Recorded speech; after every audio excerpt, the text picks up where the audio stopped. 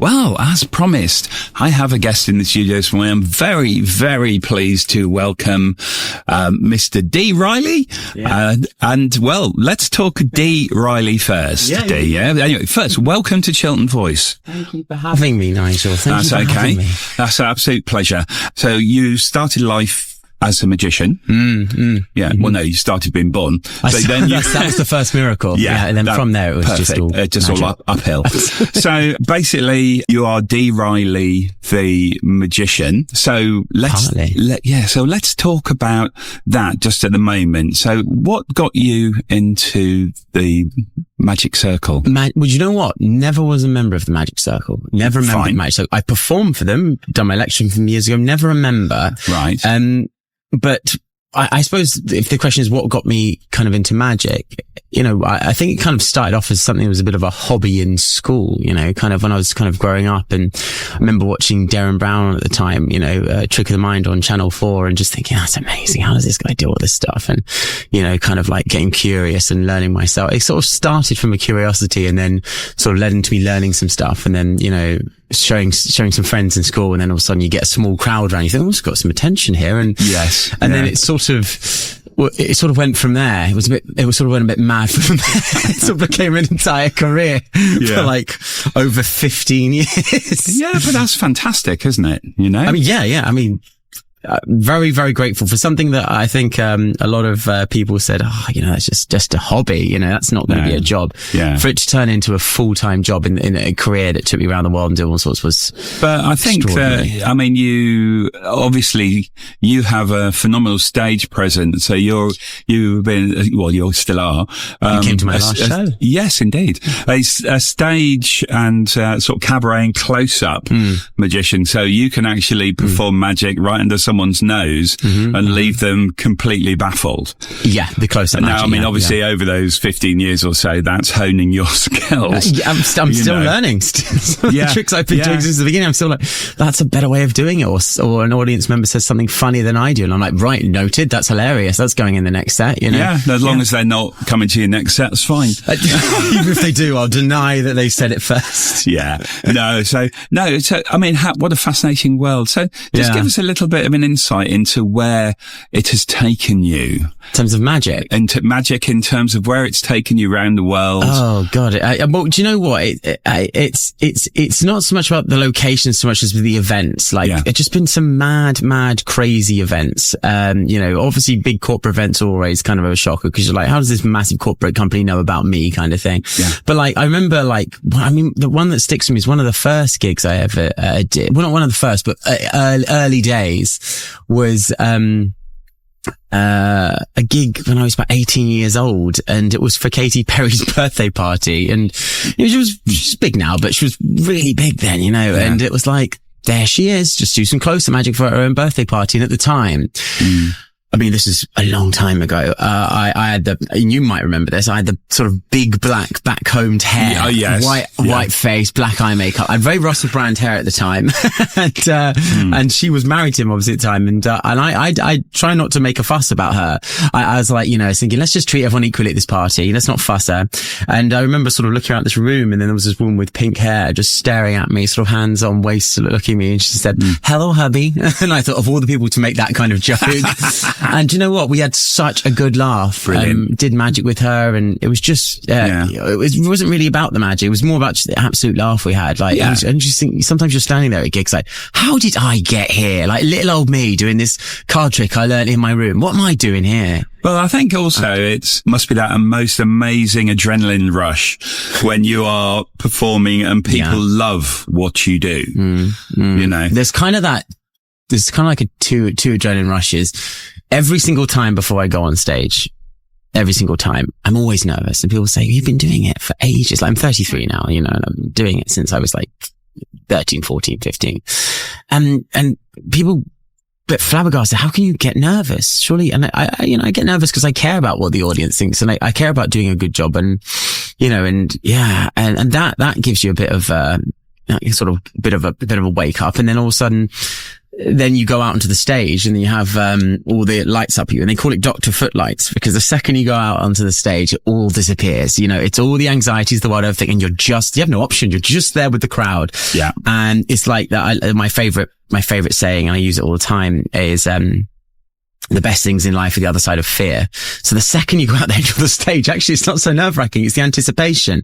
But yeah, when you know, you're out there with an audience and they're just going for it, you're having such a lot, like that show the other day that, you know, we did, and you came along to, the audience were fantastic. You're just riding this wave of these people have paid to come and see you, and it's just, and their vibe, it's incredible.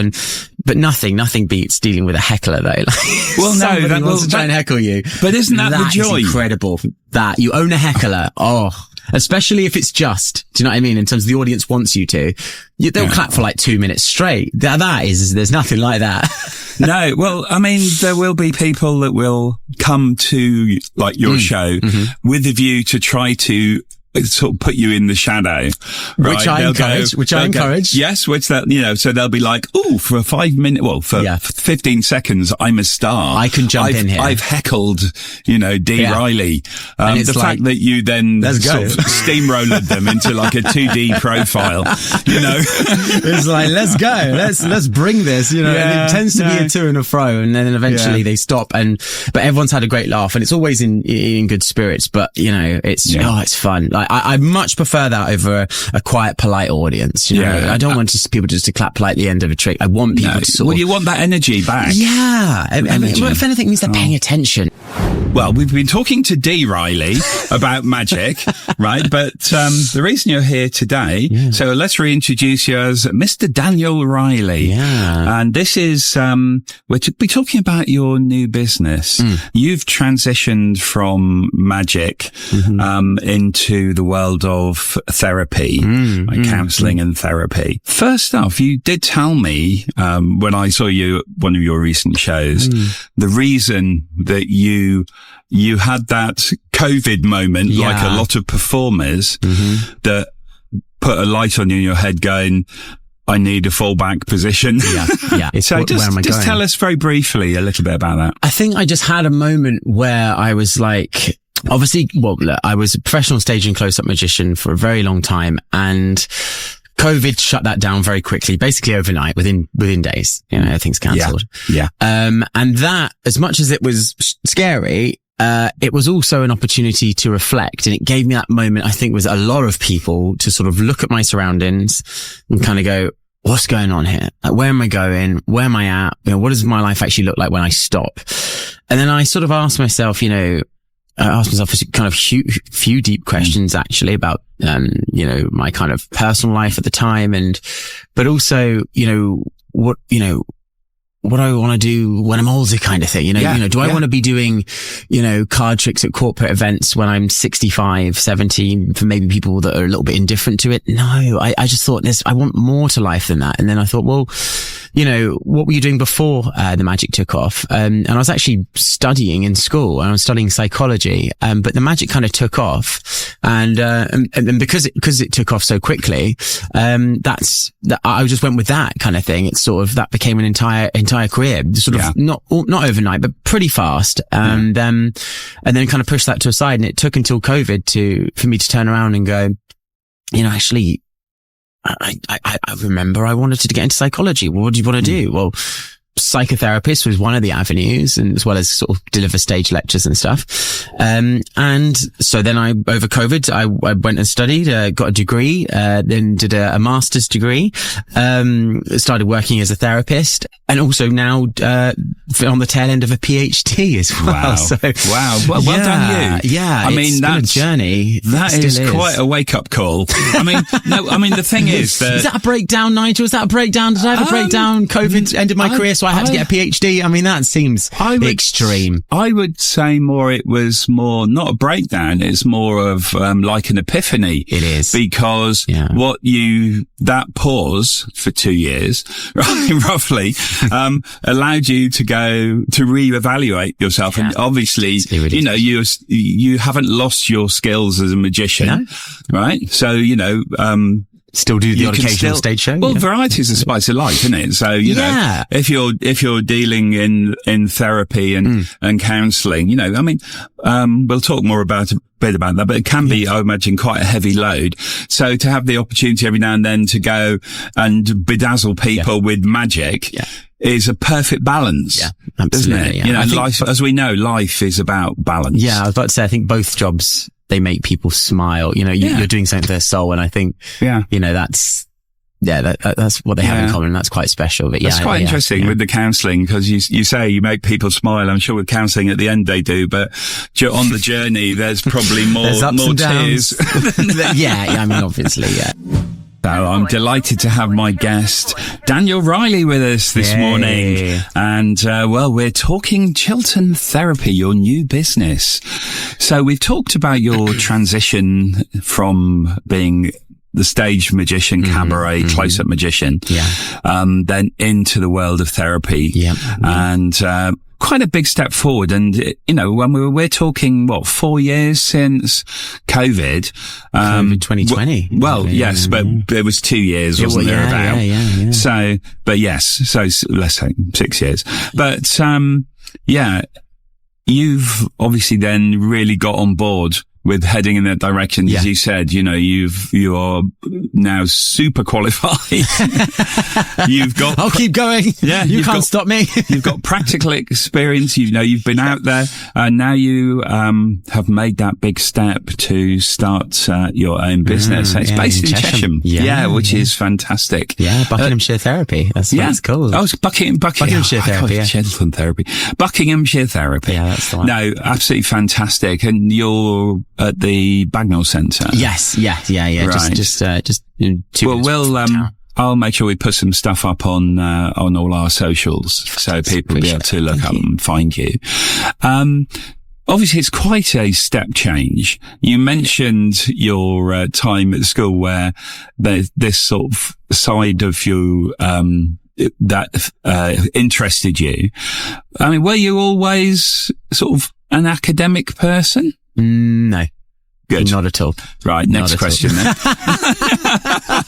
I'll be off. Yeah. So no, that's really interesting. On that if it helps. Yeah. Well, I don't think it's necessary, because what it's told us is show myself out. No. What it's told us is that you are a brilliant showman. But you're also an incredibly genuine person, which obviously is going to help massively, to build people's confidence when you're talking counselling and therapy. Yeah. I mean, you know, when I was in school, I did do psychology, and it was the first year of psychology. It was a 2-year A-level thing. And the first year was all theoretical, and I loved it. Theory, absolutely enjoyed it. But then it became all, sort of graph statistics kind of thing, and my brain wasn't ready for that at the time. And I actually, funny enough, got a U in psychology. Completely. And I use that to my advantage now when I'm talking to clients and they think I haven't got enough time, or I've failed in life, this, that, and I say, you know, when I do talks in schools as well, and I say, you know, life is full of second, third, fourth, fifth opportunities if you're willing to say yes. Do you know what I mean? The idea that if you fail here in school, your life's over it's just not true. If you follow a passion, you're willing to, you know, work at it, you know, and it may take time as well. You know, I just wasn't in the right space at the time, but from a U to a PhD, I mean, it's entirely possible. Well, of course it is. And it's design. I wonder as well. I mean, from my personal perspective, I hated school, right? And I came out of secondary school, and with a couple of, O-levels. I'm not sure how I got those, but anyway, something worked. But, you know, 2 out of 10 is, not the best success rate. But in my life, in the things that I've done and I follow that I enjoy, I'm unstoppable in terms of exams because I'm interested. It makes a massive difference. I think the idea, if you pursue a passion, the thing is, if you're passionate about something, you're willing to suffer for it. I mean, literally passion means suffering. That's actually what the word passion means. It means suffering, believe it or not. Right. No, right? You didn't look it up. It does. Compassion means, suffering with. And so, you're willing to suffer for something because you need to put in those hours to be able to be really great at it. But you can't do that unless you're passionate about it, right? Exactly. You ever try to get through a book that you absolutely hate? It's dry as anything, but one that you enjoy, you'll fly through. I'll tell you something. Yeah. Every year, and at my age, which is a lot of years, every year when we've been away on holiday, my wife always packs a couple of books that she's really enjoyed that she would consider a bit frivolous, because they would, in theory, catch me. And I normally get to about page 6 in a book and I have to start again because I can't remember anything because my brain's gone somewhere else. I get that. Yeah. And I don't read. I don't. But if it's a topic that I'm interested in, then it's, take the book off me. Right. Well, that's the thing, isn't it? Yeah. This is the thing. We can fall into that trap of thinking, I just don't read. It's not my thing. It's actually, no. Actually, like, why don't we try giving you something that you're interested in, you're passionate about and see where you go with that? Because all of a sudden your mind locks in a way that it starts to fill gaps and build on things. You start reading something. There's something else that was like this. And all of a sudden you've got that internal sort of, dialogue with it. But if you're just reading something you're not interested in, it's just this dry monologue at you where you're just like, do you know what? I can't, I've signed out. Like you said, my brain is looking for stimuli elsewhere. So you just close up that dusty book. It's like, life's too short to waste in a dusty book that's no good for you. Put it away. My question would be what is the value to me to waste that amount of time reading something that I'm not interested in? Literally. Right? Like, I mean, seriously, I could go and watch paint dry. You'd be probably more learn excited. a bit more. Do you know what? It's a good meditation. It's arguably better for you. Yeah. Well, I mean, particularly darker colours, the way as they dry, they change. It's wonderful. I didn't think we'd be making a case for paint drying, but we are this afternoon. So welcome to Chilled Sunday. Welcome to Chilled Sundays, where if you don't listen to us, you could always watch paint dry. We're advertising it. Watch paint dry whilst you're listening. Absolutely. Right. Yeah. Chilled tunes. Perfect. We're onto something here, aren't we? We are onto something. Right, let's return to our guest, Mr. Daniel Riley, who is here talking about his new business, Buckinghamshire Therapy. We've explored so far your transition from magic to therapy. We've learnt in one word that you weren't always academic, as in no. So let's talk therapy. How long have you been a therapist now? Right. So let's try and think about it. So, I kind of started the training in 2020. So I'd say probably like since 2020, I've been, learning, seeing sort of clients and learning on the job kind of thing. And then it just kind of progresses up from there. Obviously you gain experience and things. So, I'd say probably from 2020 and it's just evolved more and more and more. And, I've learned more and I'm continuing to learn more and things like that. So since about 2020. Yeah. Oh no. Well, and now, obviously that wealth of experience has been very valuable for you because it's quite a big step to then start your own business. It is. And, because you will have had some exposure to business and dealings and accounts from your entertainment era, should we call it? And, but obviously then now you moved into, something a little bit more intense. And so what kind of people have you got around you then? Obviously you need to focus on the counselling, but it's a business as well. So have you got a little ring of support around you too? Yeah. I think since starting this up, what's been quite nice is, you talk to people about the business idea, you talk to people about your vision, and all of a sudden the right kind of people start to appear, other people that sort of are starting out thinking, oh yeah, I'm doing something in mental health in this capacity, or, a friend might be saying, I'm training to do this, to be a PT and all various different things, or nutritionists, and all of a sudden all these people start to sort of come together, and you kind of think, oh, there's a lot of people that I know, like good people that all share a sort of a vision. I think there's something here for the future. And then all of a sudden I talk to people about marketing or poster design. These are things that, I don't necessarily know about. They're not my forte, per se. So it's definitely been, a learning curve. I think the main learning curve is excuse me, not to be too precious. Yes. I've just been like, this is my idea, this is my vision, but I'm also willing to go, actually, I don't necessarily know. I'm not a professional in this. Someone else may be. So to take on other people's advice, when it comes to advertisement, poster design, networking in general. I think that's right. I mean, you're not a jack of all trades. That's not what you see yourself up as. Complete learning curve. It's like, hi, I'm Mr. Daniel Riley, One Stop Shop. You've got your direction. Yeah. And, as you say, and the way that you will present yourself, the sort of people you engage with will then naturally be professionals in their sphere. Absolutely. And it's, the whole world of business is no more than just communication. And as I always used to say in recruitment, communication is a two-way thing. You have to listen as much as you talk, right? And also that means maybe taking on views or opinions of people, to which you might not like. It's the nature of a therapist. If you think about that, that's literally the nature of a therapist.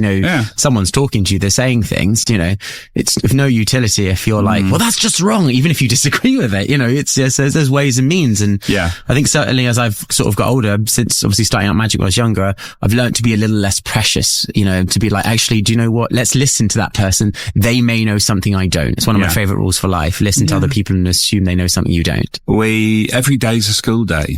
If you pay attention. If you pay attention. Otherwise, it's just another day. Well, not necessarily, because if you put your hand in a fire, the school day tells you it hurts and you won't do it again. I mean, true, but it's very difficult not to pay attention with a hand that's on fire. But many choose to ignore that, and then I see them. Yeah. No, I was thinking more about the fact not paying attention, which is why you put your hand in the fire in the first place. Yeah. That's anyway. Look, we digress a bit. Let's play a piece of music. Now, good news is that, we've got you through till midday, which is wonderful because there are quite a few more questions, and we want to explore the therapy a little bit more. And obviously, your, knowledge of it, what you believe you can do for people, et cetera, et cetera. It's quite a big topic. It's nice that that you're able to stick with us. Well, I've got Daniel Riley still here with me in the studio. Brilliant that you've been able to stay with us through the show. And we've been talking about your business, Buckinghamshire Therapy. Now, so what's your therapeutic approach and belief? I think it would be, it's usually what's described as integrative therapy. Usually you see therapists specializing in individual areas, and that's fine. But for me, when I'm working with a client, they're three-dimensional, they don't always just fit into a box, and there's elements of truth in all different therapeutic approaches. There's benefits in all different therapeutic approaches. So I like to take something called an integrative approach, so there might be, for example, elements of cognitive behavioral therapy in the homework and exercises that my clients take away. We're not just asking about their day, but also then I like to acknowledge the past and things like that. And we want to work backwards to move forwards as well. Client-centered approaches as well, when you're just talking to them and sort of paraphrasing and, psychological and all that, Gestalt form of therapies as well, and I like to, even, psychoanalytic, Freudian kind of therapies, the interpretation and stuff. It's very three-dimensional. And, I think a good therapist and good therapy it's non-judgmental. It's sort of understanding that there's no such thing as good people and bad people, just happy people and miserable people. Yes. And they act in accordance to that. And knowing that hurt people, whether that be themselves or other people or both. And there's no utility in judging, it's to go, okay, what got us here? For me, my philosophy is, that, it's not about judging. It's about trying to understand. And I think sometimes, we sort of get that, like, to an extent. And then all of a sudden there's almost like, oh yeah, until it comes to that kind of person, then we don't necessarily want to understand them. It's like, no. If you want whatever's happened, this undesirable thing to stop, or this, neurotic kind of behavior to stop, the only utility is in understanding rather than trying to judge it and shut it down by saying bad or anything like that. It's in comprehending and understanding. And that doesn't mean justifying. That totally different things. It's just about kind of going, what got us to this behavior? Right. And, let's work our way backwards to move forward. Very interesting. And also, I mean, there are additional elements here with the makeup of individuals. I'm thinking more currently like people, what's the common phrase, on a spectrum. So whether maybe there's autistic, maybe ADHD, So, there are character traits there, which these people maybe don't always realize that that's them, but it shows up to everybody else.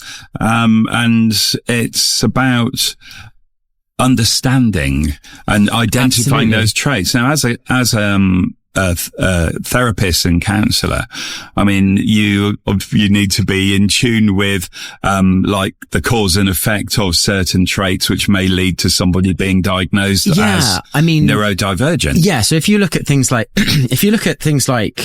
so let's go for ADHD, for example. I'll see clients and they'll come to me and they'll say, oh, I have ADHD. And I think, okay, fine. But I don't loiter on that. No, my understanding of it is, okay, you have ADHD. Let's just pull that apart. Really what that is from an early age or somewhere along the lines, your nervous system was shaken up. It was shaken up by either a chaotic household or inconsistent parenting or maybe even sort of abusive relationships in the past.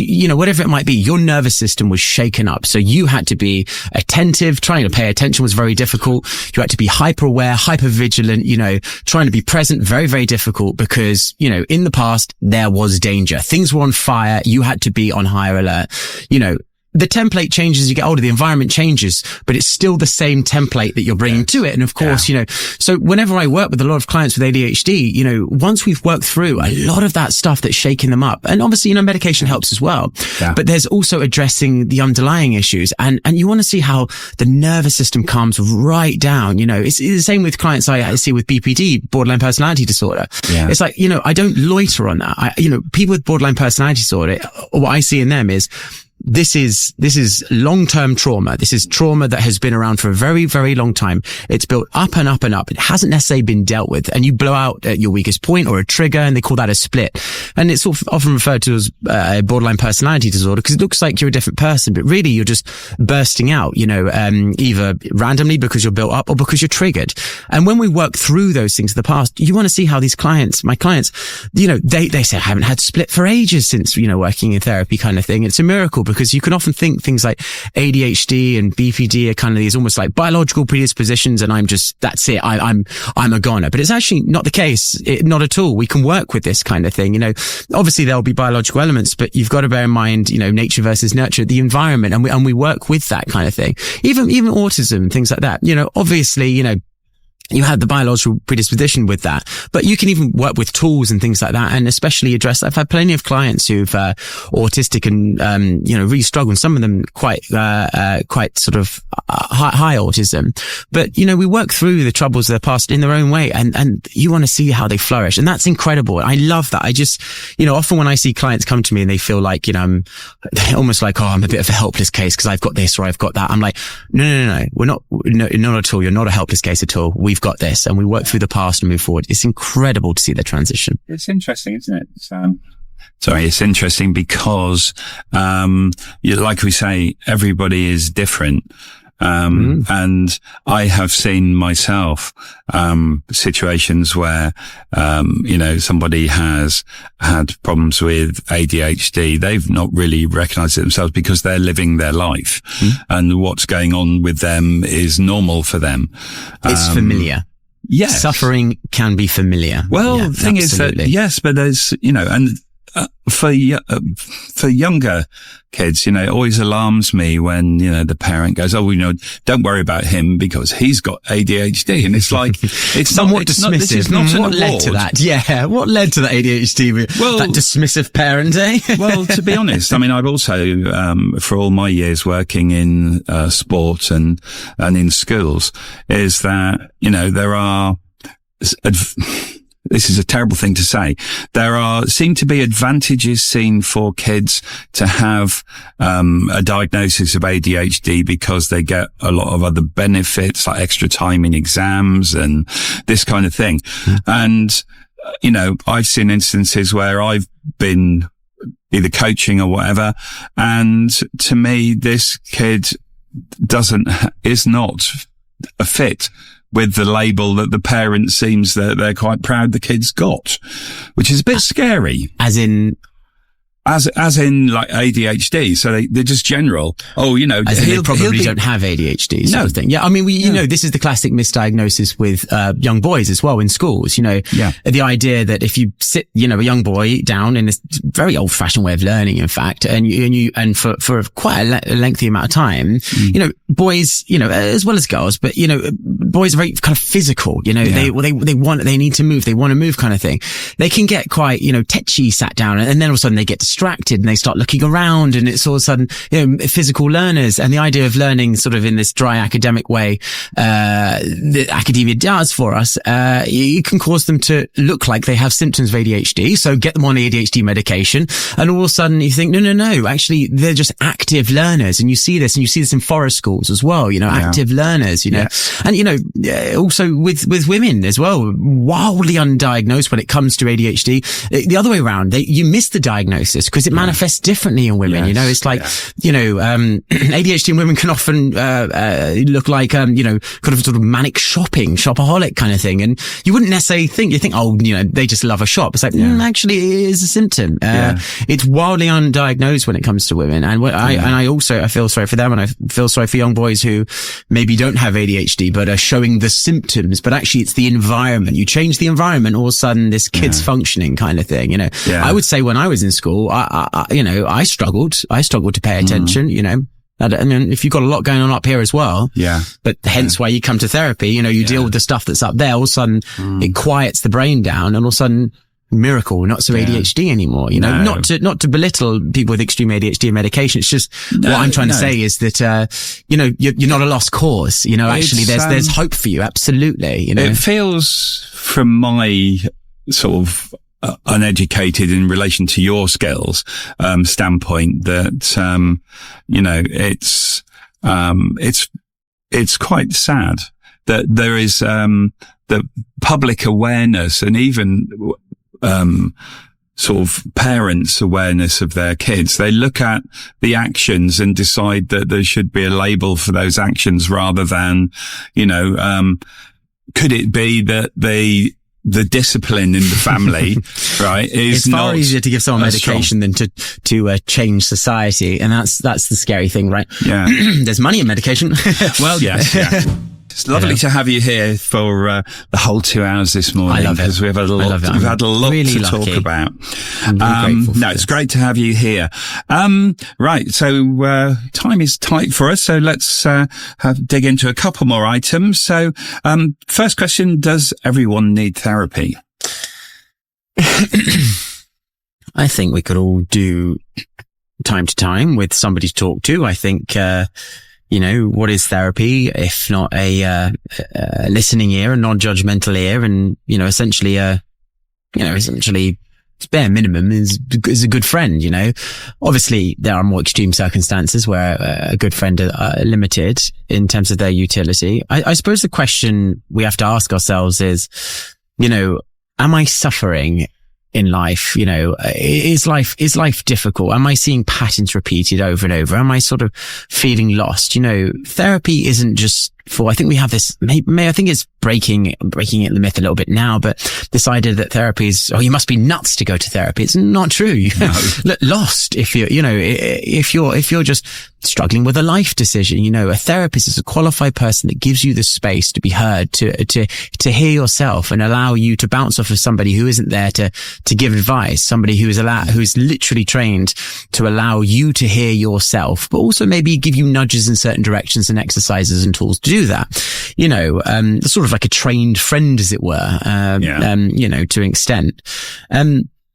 I would say that if you are suffering and you are struggling in any capacity, whether that be with your emotions, job loss, breakups, I think it's not that you need to be in therapy forever, but, wouldn't you like to have something that sort of helps you, guides you, something that is able to enhance you? The work of therapy, I love to look at it as it's the pure work of love. And it might sound weird, but my favorite definition of love is the encouragement of spiritual growth. And you think, well, what is the spirit? What is that? It's like the soul of the individual. And in psychology, the psych bit at the beginning of psychology, it means soul. Psychology is the study of the soul. It's the study of the mind. So anything that encourages that growth is the work of love, and anything that discourages that growth is not the work of love. No. That's a beautiful definition. And I think that's what therapy does. It's like the ultimate love. It's the ultimate kindness. It might not always seem it, but at the end of the day, it wants you to be the best version of you. Yeah. And that's what it asks. Not to just be slightly different, but to be the best version of you. Yes, to not have to compromise on who you want to be to an extent. Right. And, so how would I know if I needed therapy? Well, you could always ask yourself, am I struggling in life? Are there repeated patterns in my life where things continually seem to be sort of going wrong? Do I feel like I've got the answers? That relationship that keeps happening over and over again, how do I keep ending up in this dismal relationship? How can I not leave this individual, this person? Or, if I do break up, how do I still end up in the same old repeated patterns over and over and over? Or even if it's nothing to do with relationships, maybe it's this interpersonal relationship. Maybe it's a case of, am I struggling in terms of, I love to spend time around my friends, but when I'm by myself, it's miserable company. That's a good one. How do I feel in the company of myself? How do I truly feel in the company of myself? And I think it's about asking those kind of questions, I often think that it's, therapy, like I said, it's not for that which we are, the crazed individual, as it were. It's just, it's for somebody who might just be struggling with something. That might be from something mild, maybe a mild anxiety. Maybe it's a breakup, maybe a little lost from a job loss kind of thing. If you're feeling a little lost, if you're feeling a little sort of anxious or depressed, and you feel it coming on, and people might say, oh no, you don't need to go to therapy in those early stages. It's only a bit of anxiety. It's like, yeah, for now, but it's like, the problem is that often I see couples, that are in couples therapy that are at their wit's end. Like they're done. And I say, how long has it been like this? They say, 22 years. And I'm like, and then they come to therapy, and I'm thinking, well, why didn't you deal with this in the beginning? And it's like, oh yeah, it wasn't so bad in the beginning. It's like, well, let's try while the iron's hot. Let's start in the beginning whilst it's small, where there's something to work with, because if you're working with somebody later down the line as a couple and you utterly despise each other, well, we've got a bit more work to do there, Yeah, yes. A little more of a challenge from your point of view. Absolutely. Yeah. Well, look, it's been wonderful to talk to you this morning, and thank you so much for your time and such insightful information here into therapy. And I've got your leaflet here, and which has got a QR code on it as well. Now I think these leaflets are around, and obviously online as well. Yep, buckinghamshiretherapy.co.uk is the website. Yes, right. So we'll get that out for you. Yeah, so you're at the Bagnall Centre in Chesham. You do in-person therapy. We also do online sessions as well. Online sessions, because sometimes people may not be in the area or working around their work. Walking therapy as well. I enjoy walking therapy, specifically. It's very good with men as well. That sometimes sitting across from each other can be a bit intense. So with men, I often like to do walking therapy. Obviously women as well, but men tend to enjoy walking therapy as well as obviously couples therapy. I think that's great. I mean, the fresh air whether or not it's rain doesn't matter. It's being outside. I suppose there's that nature element. It's a physical element to it, but also, and I think what really helps is, if you're struggling with your emotions, the last thing you want is to be sat across somebody who is just staring at you in the eyes. It can be very intimidating. Nice to go for a walk, break the eye contact, break the ice, look at nature. And it's beautiful. And I love a walk in therapy as well because it gets my steps in. No, absolutely. Well, brilliant. Look, thank you once again. It's been an absolute pleasure. It's a big topic. So I think, we'll have you back to talk some more. Thank you. If you'll have me, I think, it's very, very valuable indeed. Mm-hmm. And for, people who may be feeling a little stressed at the moment, can't see the wood for the trees. Mm-hmm. And, talking is a really great place to start. Well, like I said, know that you don't have to suffer alone. Yeah. So brilliant. As we'll put some stuff up on the website. Thanks again to Daniel Riley for a really good insight, and good luck with your new business. Thank you. And we'll do what we can and help to support you. We love new ventures and we love local. So, and you're both. Couldn't be more local than this. Excellent. All right.